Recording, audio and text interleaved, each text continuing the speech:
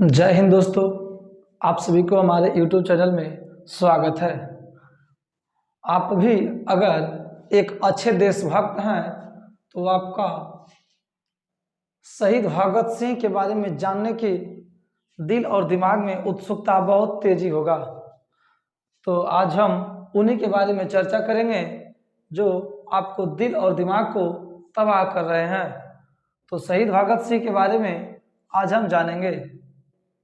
शहीद भगत सिंह का जन्म 28 सितंबर 1907 ईस्वी को हुआ था। कब हुआ था? 28 सितंबर 1907 ईस्वी को हुआ था। उसके बाद आता है कि शहीद भगत सिंह का जन्म किस स्थान पर हुआ था, यानी किस गांव में हुआ था। तो उनका गांव का नाम है बंगाचक। कौन सा नाम है? बंगाचक, जो कि लायलपुर जिला पाकिस्तान में अभी है। कहाँ है? पाकिस्तान में। तो अब बात आता है कि तुम्हारा मन में दिमाग में आ रहा होगा कि शहीद भगत सिंह तो एक भारतीय थे, तो उनका जन्म पाकिस्तान में कैसे हुआ। तो आपको एक चीज़ याद रखना होगा कि जब हमारा देश अंग्रेजों के गुलाम था तो भारत और पाकिस्तान दो देश नहीं बल्कि एक देश था, जो कि दोनों देश मिलकर लड़ाई को लड़ रहे थे और सन 15 अगस्त 1947 को हमारे देश को आज़ाद कराए थे। तो बात है 28 सितंबर 1907 ईस्वी को, जो कि शहीद भगत सिंह का जन्म बंगाचक नामक गांव में और लायलपुर जिला, जो कि अभी वर्तमान में पाकिस्तान में है। जब भगत सिंह का जन्म हुआ था तो यह गांव बंगाचक गांव, जो कि लायलपुर जिला पर था, वह किस राज्य में था? तो पंजाब राज्य में था। क्वेश्चन आपसे ऐसे ही पूछ सकता है कि लायलपुर जिला वर्तमान समय में कहाँ है? तो पाकिस्तान में। फिर इस क्वेश्चन को तुरंत उलट सकता है कि शहीद भगत सिंह का जन्म किस राज्य में हुआ था। तो किस राज्य में? पंजाब में हुआ था, जो कि बंगाचक गांव था, लायलपुर जिला था। अभी वर्तमान समय में यह लायलपुर पाकिस्तान के क्षेत्र में चला गया है। उसके बाद आता है कि शहीद भगत सिंह के माता का नाम क्या था? माता का नाम विद्यावती। क्या है? शहीद भगत सिंह के माता का नाम विद्यावती और उनके पिता का नाम किशन सिंह है। क्या नाम है? किशन सिंह। माता का नाम विद्यावती और पिता का नाम किशन सिंह है। उनके चाचा अजीत सिंह और स्वर्ण सिंह थे। चाचा अजीत सिंह और स्वर्ण सिंह थे और उनके दो भाई थे जिनका नाम कुलवीर सिंह तथा कुलतार सिंह है। क्या? कुलवीर सिंह और कुलतार सिंह दो भाई थे। चाचा के नाम अजीत सिंह तथा स्वर्ण सिंह। ठीक है। तो इनके परिवार में जितने भी व्यक्ति थे सब के सब देशभक्त और देश के लिए मरना मिटना चाहते थे। देश की आज़ादी में किशन सिंह ने कई बार जेल की ओर गए।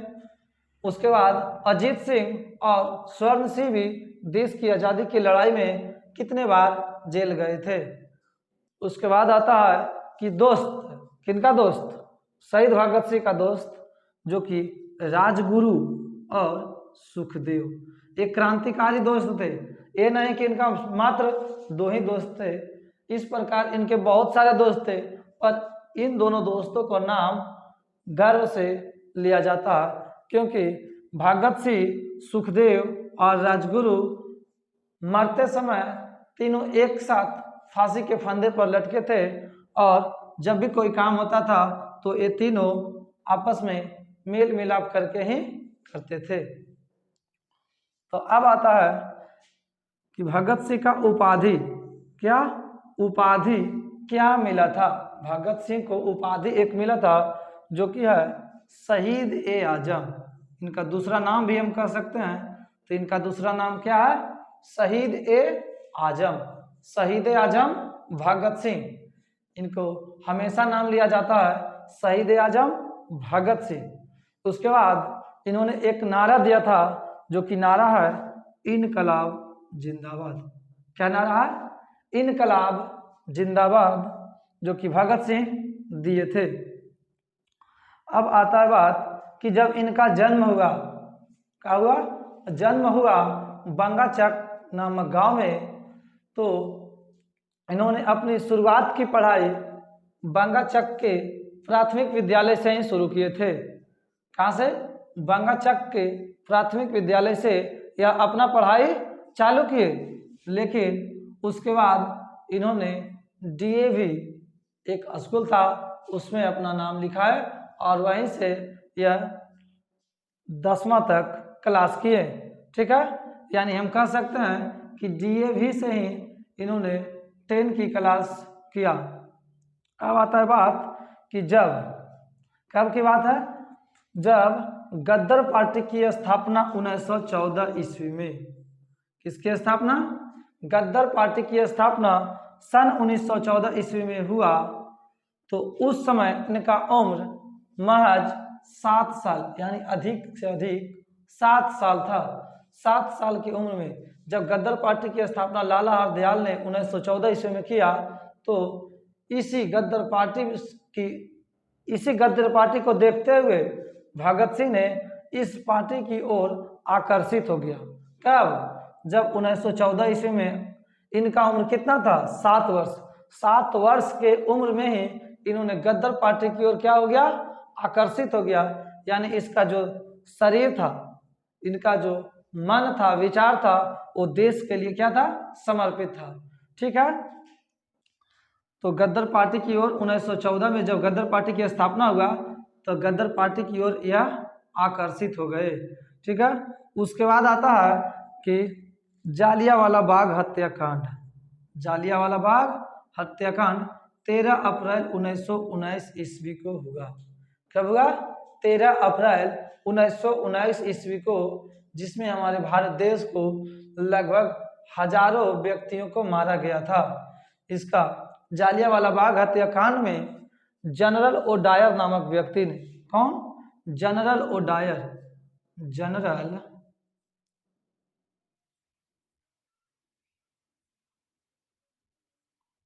ओडायर, जनरल ओडायर नामक जो व्यक्ति था, इन्होंने ही आदेश दिया कि जो जालियांवाला बाग में एक सभा चल रहा था उस सभा में गोली चलाने की। तो क्वेश्चन ने कहता है कि जालियांवाला बाग जो हत्याकांड हुआ उसमें किसने आदेश दिया था गोली चलाने की। तो जनरल ओडायर ने आदेश दिया था कि वहाँ पे जितने भी व्यक्ति बैठे हुए हैं या भाग रहे हैं उन सभी के ऊपर गोली चलाया जाए। तो गोली चलाने का आदेश किसने दिया, जनरल ओडायर ने दिया। तो जालियांवाला बाग हत्याकांड 13 अप्रैल 1919 ईस्वी को हुआ और 13 अप्रैल 1919 ईस्वी के समय इनका उम्र मात्र 12 साल था। कितना साल, 12 साल। और 12 साल में इन्होंने जब देखा जब भगत सिंह स्कूल जा रहे थे तो उसी के बीच इन्हें पता चला कि जालियांवाला बाग हत्याकांड हुआ, जो कि कहाँ पड़ता है, अमृतसर पंजाब में। अमृतसर पंजाब में जालियांवाला बाग हत्याकांड हुआ था और भगत सिंह भी रहने वाले थे पंजाब के। तो जब यह स्कूल जा रहे थे तो इसे पता चला कि जालियांवाला बाग हत्याकांड हुआ, जिसमें लगभग हजारों व्यक्तियों को मारा गया है। तो इन्होंने स्कूल नहीं जाकर कहाँ चले गए, डायरेक्ट जालियांवाला बाग जहाँ हत्याकांड हुआ था अमृतसर पंजाब चले गए और वहाँ जाकर जिस स्थान पे सभी व्यक्तियों को मारा गया था उस स्थान से कुछ मिट्टी व कुछ खून लिए अपने घर चलाए और उसी दिन से इन्होंने क्रांतिकारी का रूप ले लिया। किसका रूप ले लिया, क्रांतिकारी का रूप ले लिया। और उसी दिन इन्होंने एक मन में विचार किया कि इसका बदला हमें लेना बहुत जरूरी है और हम अपने देश को एक दिन आजाद जरूर कराएंगे इन अंग्रेजों से। तो अब आता है कि असहयोग आंदोलन। कौन सा आंदोलन, असहयोग आंदोलन, जो कि 1920 ईस्वी में हुआ। असहयोग आंदोलन कब हुआ, 1920 ईस्वी में। असहयोग आंदोलन के प्रमुख नेता जो थे महात्मा गांधी थे। कौन थे, महात्मा गांधी। महात्मा गांधी कहने लगे पूरे देश में कि जितने भी जो अंग्रेजी सरकार है, अंग्रेजी सरकार के विरुद्ध या इनका मेन मकसद यही था, असहयोग आंदोलन का मेन मकसद गांधी जी का यह था कि अंग्रेजी सरकार के पक्ष में जितने भी व्यक्ति काम करते हैं या तो फिर अंग्रेज के बने बनाए कपड़े को पहनते हैं या अंग्रेज के कोई भी वस्तु हो तो उसका विरोध करो और जो भी चीज हो सभी अपने देश का ही उपयोग करो। महात्मा गांधी असहयोग आंदोलन में पूरे देश में यह बात बताना चाहते थे असहयोग आंदोलन के तहत कि पूरा देश अंग्रेजों के कपड़ा को छोड़ दो, अंग्रेज द्वारा बनाए गए वस्तुओं को छोड़ दो, यानी अंग्रेज जितने भी चीज को, जैसे अंग्रेज के स्कूल है तो उस स्कूल में जाना छोड़ दो, अंग्रेज के यहाँ आप काम करते हैं तो उनको के यहाँ काम करना छोड़ दो, आप भूखे रह जाओ सही है पर अंग्रेज के काम मत करो, अंग्रेज के दिया हुआ कपड़ा मत पहनो। फिर उसके बाद जब यह आंदोलन तेज रफ्तार धर लिया, कब गया तेज रफ्तार धर लिया, तो इनके साथ गांधी जी के साथ भगत सिंह हो गए। भगत सिंह इसके विरुद्ध में, किनके विरुद्ध में, जब असहयोग आंदोलन चालू किए और उसमें कहा गया कि अंग्रेजों के सभी वस्तुओं को त्याग करो, तो उनके साथ गांधी जी के साथ भगत सिंह भी इस आंदोलन में भाग लिए। पर इसी आंदोलन के समय कुछ लोगों ने, क्या हुआ, इसी आंदोलन के समय कुछ लोगों ने जा रहे थे तो चौरी चौरा कांड घटना हुआ। चौरी चौरा नामक एक जगह था, वहां पर जब आंदोलनकारियों ने, असहयोग आंदोलन के तेज करने वाले जो आंदोलनकारी थे उन्होंने जा रहे थे तो इसके साथ अभद्र व्यवहार किया गया, इसे रोका गया, इसे मारपीट किया गया।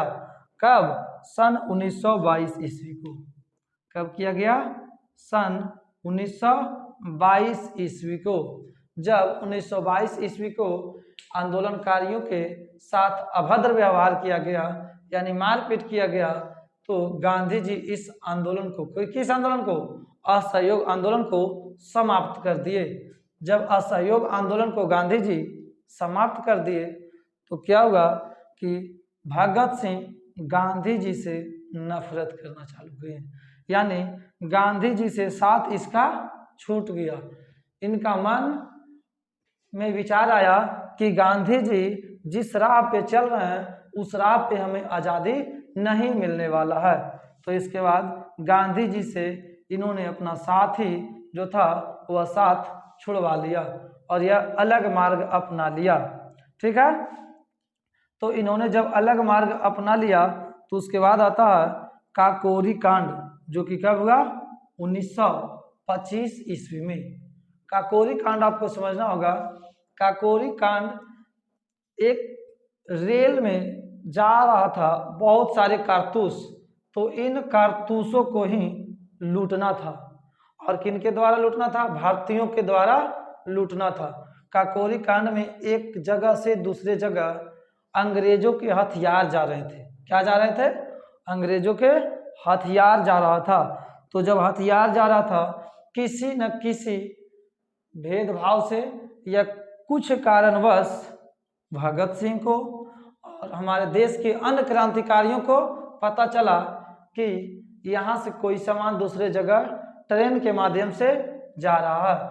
तो इन सभी ने आपस में एक बैठक बैठाया और उसके बाद यह तय किया कि इनके सारे जो गोला बारूद है उनको लूट लिया जाए, क्योंकि उस समय हमारे देश में हथियार बहुत कम थे।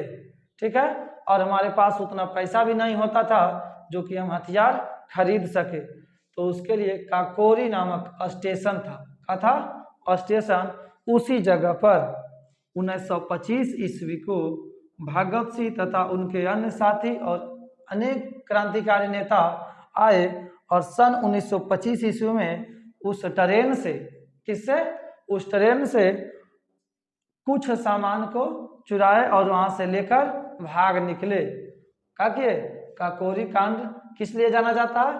तो काकोरी कांड अंग्रेजों के जो बंदूक किसी दूसरे जगह पर जा रहा था तो उसे हमारे देश के क्रांतिकारियों ने चुरा लिए। कब? सन 1925 ईस्वी को।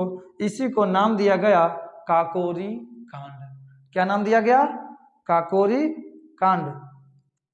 उसके बाद 1926 में क्या 1926 में भगत सिंह ने अपने ही पंजाब में नौजवान सभा का गठन किया। किसका गठन किया? नौजवान सभा का गठन किया।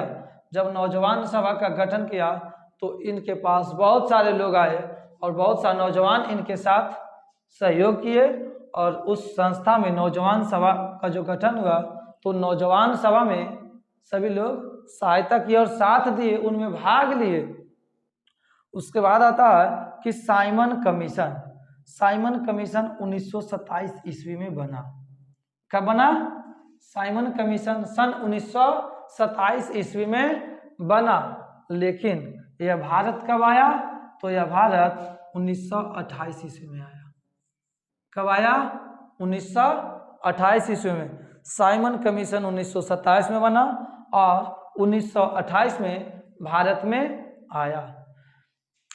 तो साइमन कमीशन के विरोध लाला लाजपत राय किए।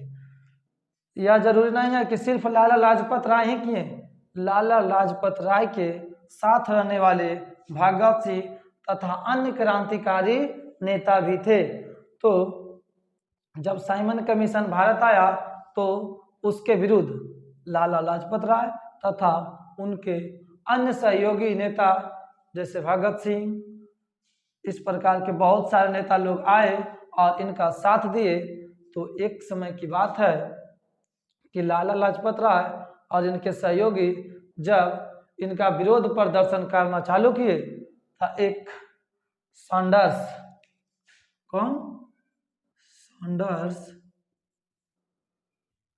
एक सॉन्डर्स नामक व्यक्ति था, ठीक है, एक सॉन्डर्स नामक अंग्रेज व्यक्ति था। तो उन्होंने ही क्या किया कि जो लाला लाजपत राय की तरफ से भीड़ या समूह आया था साइमन कमीशन के विरोध में, उस पर इन्होंने लाठी चार्ज करवा दिया। क्या करवा दिया? लाठी चार्ज। और जब लाठी चार्ज हुआ तो लाला लाजपत राय को इस साइमन कमीशन के विरोध में ही लाठी से इतना मारा गया कि लाला लाजपत राय कुछ दिन के बाद अपने प्राण को त्याग दिए। और लाला लाजपत राय जब लाठी से पिटा रहे थे तो उस समय भगत सिंह उनके सामने ही थे। भगत सिंह जब छुड़ाने गए लाला लाजपत राय को तो उन्होंने कहा कि भगत तुम भाग जाओ, भगत तुम भाग जाओ, तुम आगे की ओर बढ़ो और हमको यहीं छोड़ दो। तो लाला लाजपत राय को जब तक वो बेहोश नहीं हो गए तब तक सॉन्डर्स के कहने के द्वारा जो मारना चालू किया था उन लोगों ने नहीं छोड़ा। और जब यह बेहोश हो गए तो इसे छोड़ा, पर इसे जब अस्पताल लेकर जाया गया तो इनका देहांत हो गया। यानी कि साइमन कमीशन के विरुद्ध में एक क्वेश्चन आता है कि साइमन कमीशन के विरुद्ध में किस व्यक्ति को मृत्यु हुआ था? तो लाला लाजपत राय को। कहीं कहीं यह भी क्वेश्चन पूछता है कि साइमन कमीशन के विरुद्ध लाला लाजपत राय को किससे मारा गया था? तो लाठी डंडे से मारा गया था। उसके बाद आता है कि साइमन कमीशन के विरोध लाठी डंडे का जो प्रहार हुआ वह किसके कहने पर हुआ? तो सॉन्डर्स के कहने पर हुआ। जब सॉन्डर्स ने आदेश दिया कि नहीं, इन सभी भीड़ों या समूहों को लाठी डंडे से मारो, इसको पीछे करो, तो इनके सॉन्डर्स के जो भी सहयोगी थे इन्होंने सभी भारतीयों को मारना चालू किया और उसमें लाला लाजपत राय की मृत्यु हो गई। तो उसके बाद भगत सिंह दिमाग में सोचा कि जो भी इसमें कारनामा हुआ वह किसने किया? सॉन्डर्स ने किया। तो जब सॉन्डर्स ने किया तो इन्होंने दिमाग में बैठा लिया कि सॉन्डर्स को अब बहुत जल्द हम मार ही के नींद लेंगे। ठीक है, क्या सोचा कि बहुत जल्दी हम सॉन्डर्स को क्या करेंगे? मार देंगे। तो इन्होंने सन 17 दिसंबर 1928 को 1928 में साइमन कमीशन भारत आया और 1928 में ही लाला लाजपत राय की मृत्यु हो गई। उसके बाद सॉन्डर्स की हत्या भी 17 दिसंबर 1928 को भगत सिंह ने कर दिया। किसने किया? भगत सिंह। सैंडर्स की हत्या, क्वेश्चन आता है कि सैंडर्स की हत्या कब और किसने किया? तो सैंडर्स की हत्या 17 दिसंबर 1928 को भगत सिंह ने किया। इसका जब बदला ले लिया भगत सिंह, किसका? लाला लाजपत राय का बदला सैंडर्स को मारकर, तो इन्होंने बहुत सारा पोस्टर साट दिया, जहां के तहां पोस्टर साट दिया कि हमने लाला लाजपत राय का बदला ले लिया। उसके बाद बात आता है कि केंद्रीय असेंबली जो कि दिल्ली में था, ठीक है, केंद्रीय असेंबली दिल्ली, उसमें एक बहुत बड़ा मीटिंग चल रहा था, ठीक है, जो कब चल रहा था? 8 अप्रैल 1929 को। कब? 8 अप्रैल 1929 को एक मीटिंग चल रहा था। तो भगत सिंह, सुखदेव और राजगुरु, भगत सिंह के दो दोस्त थे, राजगुरु और सुखदेव। तो भगत सिंह, सुखदेव और राजगुरु, इन तीनों ने देखा कि केंद्रीय असेंबली दिल्ली में बैठक है, तो इस बैठक में क्या क्या निर्णय लिया जाएगा, क्या नहीं लिया जाएगा, इन सभी से यह बहुत अपने आप को रोक नहीं पाया। बहुत सोचा, उसके बाद भी इनको नहीं समझ में आया। फिर इन्होंने यही सोचा कि इस बैठक को भंग किया जाए तथा इस बैठक के थ्रू हम यह साबित कर दें कि हम अपने देश के आज़ादी के लिए मरना मिटना चाहते हैं। तो इन तीनों ने आपस में बात किया और कहाँ चल दिया? केंद्रीय असेंबली दिल्ली। और दिल्ली जाकर 8 अप्रैल 1929 को इन्होंने देखा कि जिस स्थान पे, यानी जिस स्थान पे कोई बैठे हुए नहीं थे, जहाँ खाली जगह था, वहाँ बम बिक दिए। क्या किए? बम बिक दिए। और वो बम ऐसा नहीं था जो किसी का जान ले सकता था, वो बम ऐसा ही था सिर्फ धुआं निकले और वहाँ से भीड़ को हटाया जाए। तो केंद्रीय असेंबली में 8 अप्रैल 1929 को बम बिका गया। किसके द्वारा? भगत सिंह, राजगुरु तथा सुखदेव के द्वारा। जब बम बिका गया तो बहुत भीड़ था, तो भीड़ सब इधर उधर होने लगा। तो इधर उधर होने लगा, तो अगर भगत सिंह, सुखदेव और राजगुरु चाहते तो वहां से भाग भी सकते थे, पर इन तीनों ने वहां पर खड़े होकर नारा लगाने लगे, भारत माता की जय, इनकलाब जिंदाबाद। कौन सा नारा? भारत माता की जय तथा इनकलाब जिंदाबाद। यह नारा इसलिए लगा रहे थे, यह नारा इसलिए लगा रहे थे क्योंकि अंग्रेज सिपाही आए और मुझे पकड़े। जब अंग्रेज सिपाही ने आया और पूछा कि इसमें बम किसने बिगा, तुम बिगा? तो यह कह रहे हैं कि हाँ, हमने ही बिगा था, और हमने बिगा था। और यह भी बताए, फिर अंग्रेजों ने पूछा कि यह बम तुम किस लिए बिगा? तो इन्होंने बताया कि यह बम हम किसी को मारने के लिए नहीं बिगा, यह बम हम बहरों को सुनाने के लिए बिगा। किसके लिए? बहरों को सुनाने के लिए। यानी कि जो हमारे देश में कुछ अंधभक्त ऐसे हैं जो अपने देश की आज़ादी के लिए कुछ नहीं करना चाहते हैं, तो उनके लिए यह बम बिके। और इस बम के धमाका से ही हमारे देश के नौजवान और ज़्यादा से ज़्यादा संगठित होंगे और देश की आज़ादी में भाग लेंगे। तो अब बात आता है कि केंद्रीय असेंबली में जब बम बिके 8 अप्रैल 1929 को, तो वहां से राजगुरु भगत सिंह तथा सुखदेव को पकड़कर जेल में डाल दिया गया। कहाँ डाल दिया गया? जेल में डाल दिया गया। जब जेल में डाल दिया गया तो उसके बाद बात आता है कि इन्हें फांसी की सजा सुनाई जाती है, फांसी की सजा सुनाई जाती है। तो जो जज, कौन? जो जज इनको फांसी की सजा सुनाते हैं उनका नाम है जी.सी. हिल्टन। क्या नाम है? जी.सी. हिल्टन। क्या नाम? जी.सी. हिल्टन। यानी कि क्वेश्चन एक बहुत इंपॉर्टेंट आता है कि भगत सिंह को जिसने फांसी की सजा सुनाया था उसका नाम क्या है? तो जी.सी. हिल्टन है। 1929 ईस्वी में इन्होंने बम बीघा। और उसके बाद आ जाता है कि गोलमेज सम्मेलन लंदन में 1930 ईस्वी में, सन 1930 ईस्वी में प्रथम गोलमेज सम्मेलन हुआ। कौन सा सम्मेलन? प्रथम गोलमेज सम्मेलन 1930 ईस्वी में हुआ। कहाँ हुआ था? तो लंदन में हुआ था।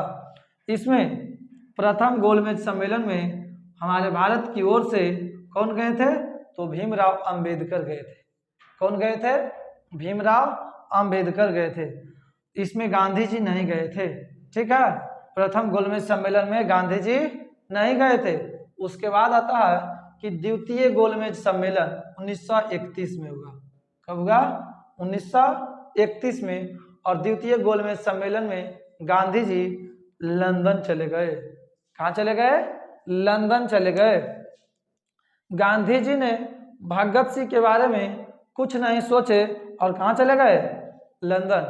अगर गांधी जी भगत सिंह के बारे में कुछ भी सोचे होते तो शायद भगत सिंह को फांसी नहीं पड़ता, क्योंकि इन्होंने जब बम भीगे थे तो किसी का जान नहीं गया था। ठीक है, तो 1931 में गांधी जी कहाँ चले गए? लंदन, यानी कि द्वितीय गोलमेज सम्मेलन में। और उसी समय भगत सिंह का फांसी का दिन तय हुआ था, जो कि फांसी की सजा सुनाने वाले कौन थे? GC Hilton. जब जीसी हिल्टन ने फांसी की सजा सुनाई तो उसमें डेट दिया गया 24 मार्च। कितना मार्च? 24 मार्च 1931। फांसी की सजा सुनाना, जब फांसी की सजा सुनाए जीसी हिल्टन ने तो 24 मार्च 1931 को सुनाए। लेकिन अंग्रेजों ने सोचा कि 24 मार्च को जब भगत सिंह, राजगुरु और सुखदेव तीनों को फांसी दिया जाएगा तो हो सकता है कि भारत के नागरिकों ने आकर के हमारे जेल के बाहर हंगामा करे, जेल में आग लगा दे, बहुत सारा काम हो सकता है। इससे भयभीत होकर अंग्रेजों ने 23 मार्च के ही, 24 मार्च को होना था पर 23 मार्च को ही इन्होंने क्या किया? फांसी पर लटका दिया। किसे? भगत सिंह, राजगुरु और सुखदेव को। जब फांसी पर लटकाने के लिए इन्हें ले जाया जा रहा था तो इनसे पूछा गया कि आपका आखिरी इच्छा क्या है? तो इन्होंने जिस समय इसको जेलर पूछा कि आपका फांसी 24 मार्च के बदले आज के ही दिन यानी 23 मार्च को ही दे दिया जाएगा, तो उस समय भगत सिंह एक किताब पढ़ रहे थे जो कि लेनिन नामक व्यक्ति के जीवनी था। तो उसी के किताब पढ़ रहे थे तो इन्होंने कहा कि कुछ समय और रुको, कुछ पेज इसमें बचा है जो कि हमको पढ़ लेने दो, उसके बाद हम चलने के लिए तैयार है। और इन्होंने उस किताब को पढ़कर कहा कि चलिए अब हमें फांसी पर लटका दीजिए। और जब फांसी पर लेकर जाया गया तो उस समय भगत सिंह, राजगुरु और सुखदेव तीनों आपस में मिले, कंधे से कंधे मिलाए और उसके बाद अपने देश के लिए एक देशभक्ति गाना मेरा रंग दे बसंती चोला गाना गाए। और उसके बाद फांसी के फंदे को चूमते हुए फांसी में लटक गए और उनकी शहादत 23 मार्च 1931 ईस्वी को हुआ। यानी भगत सिंह, सुखदेव तथा राजगुरु का फांसी कब हुआ? तो 23 मार्च 1931 ईस्वी को।